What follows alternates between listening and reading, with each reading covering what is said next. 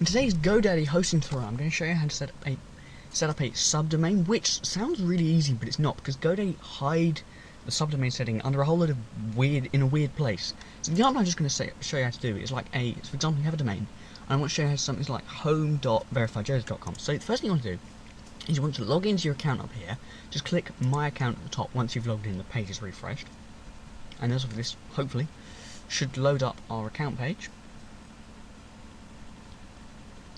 sometime in the future, and then this will switch you over to the accounts page. And as long as you have a hosting plan, it's a hosting plan set, and it will get this page here with all the account details. You just want to go down to hosting, open up the tab, as long as you have a hosting plan, obviously. I'll go launch, and this will open up their sort of control panel for the hosting. But as you scroll through all the things here when it loads up, there are some things missing which seem a bit odd. And the one on here is that all these things you get on any other hosting panel on free ones as well. But the one it doesn't have on any of these settings here is subdomains. They've hidden them somewhere else, which confused me at first as well. To set up a normal subdomain like the one here or any other one, it's under, obviously, like Hosting Manager for their secureserver.net. It's under More, Hosted Domains, which is logical. I suppose it's logical, but the bit we're already on was for a hosted domain at Godaddy, so it's like, what? And then we have to click Verify your account, and then you get to subdomains. It's like, what? I just didn't think it was so hidden.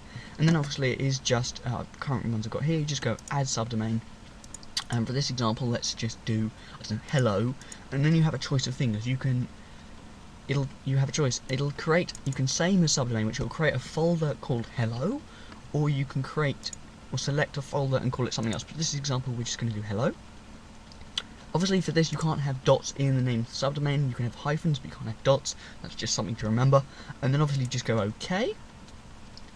And sometimes it will create these really quickly. This is one downside, I think, is sort of with Godaddy. Sometimes it can take forever for it actually to create the subdomain. For example, if I just go to the directory where that folder will now be, sorry, not home, hello, it may load it up, and sometimes it will just take forever. So it was really, again, how you get to it is you want to go on hosting. Oh no, that's not the page I wanted. Sorry. Hello. So how you get to it again is you want to be on this page from the account setting, which is under hosting and launch. Then over to hosting details, which will be this page. Ignore the thing about installing WordPress, turn on mobile, upload folders in this previous site. You want to go over on the top bar here, more. You'll have applications, bandwidth, disk usage, etc., etc. And then under mail form, you'll have hosted domains. You click that. This will open up this page, the hosted domains control center.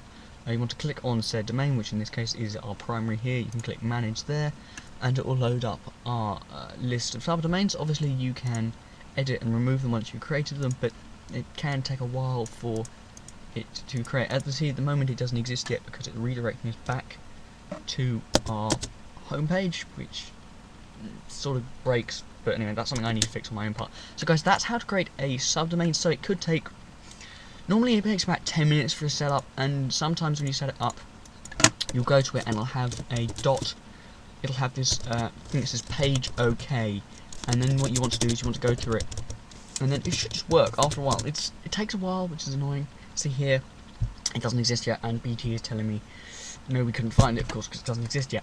So guys, that's how to set up a subdomain at Godaddy through their way of hiding it. Next video I'm going to do is how to set up a subdomain which forwards to a different address. Again, that is hidden as well under the DNS settings, which is logical, but it's not very easy to find. So guys, remember to rate, comment, subscribe, and I'll see you around.